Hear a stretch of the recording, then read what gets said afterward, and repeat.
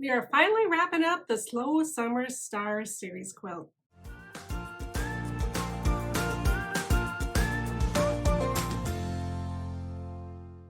If you're new here, welcome. I'm Kathy, love quilting, and I share the projects I'm working on via this channel. This video is all about wrapping up the Slow Summer Stars Quilt Series, which is a series that I've been working on all summer long. So if you're sewing along, that is awesome. If you're interested in sewing along, you still can, because all the information on the blocks is going to be on my website at delafieldquiltco.com. At the top of the website, there's a link called Slow Summer Stars Series. And if you click on that, it'll take you to the spot where all of the cutting instructions for each of the block are on that site, plus a link to each video that shows you how to make the block. So just a little recap on this series. It started way back in the end of May, beginning of June.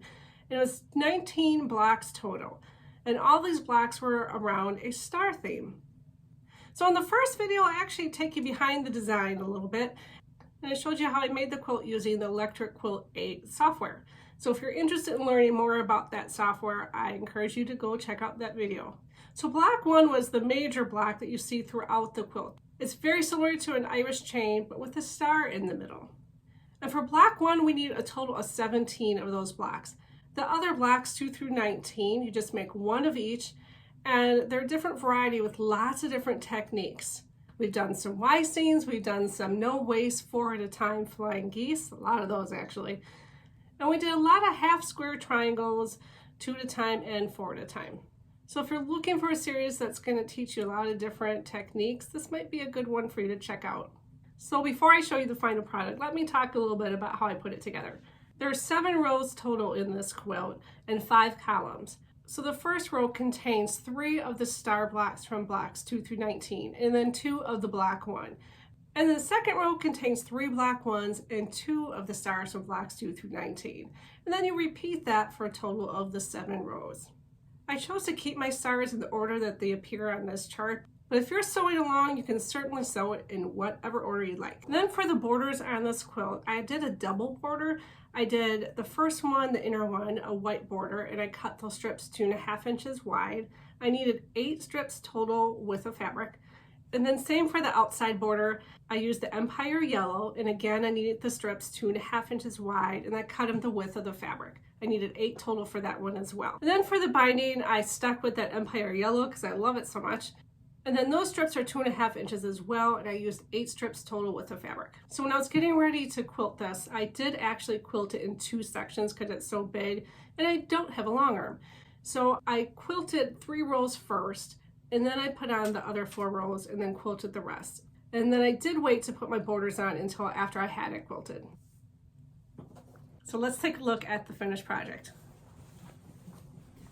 So as you can see, this is a nice size quilt, so it did take me quite a time to put it together in the end. So I'm curious of what everyone's favorite blocks are from this series. If you can comment below on your favorite block, that would be awesome. My favorite block was actually one of the most challenging ones to sew, and that is this one here. And this is block number 7. I think what I really liked about this block was just the really kind of, I'm gonna call them squished flying geese. I'm sure they probably have a more technical term, but I just liked how they looked. They did take a little bit of time to put together, but I think overall, I think that block looks really pretty. So according to my YouTube analytics, the block that I'm gonna call the favorite because it had the most views was block number 3, and that is this block here. I like this black too, but still not my favorite. And if you're wondering what the least favorite, according to number of views, was for YouTube, it was block number 18. And I don't know if that's just because it's one of the newer videos, or if it really just wasn't liked as much. So my second favorite block was this Missouri Star quilt block.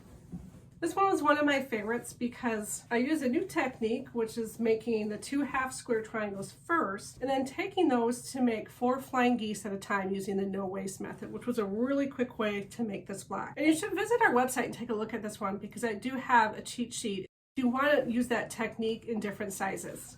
And I also want to thank those who took the time to send me pictures of your projects. I really enjoyed seeing that. I especially enjoyed seeing all the different fabric choices that everyone chose. It was really neat to see the quilt in a variety of fabric options. And if you are making this and haven't shared any pictures yet but want to, I do have a link to my email in the show notes. So I'm going to finish this video by just sharing a compilation of all the different blocks that were in this series and some footage of how I put this quilt together. And I did put some music to it because I found that when I was putting this quilt together, I listened to a lot of my favorite YouTube channels that have really good music. So I thought, I'm going to pick something for all of you.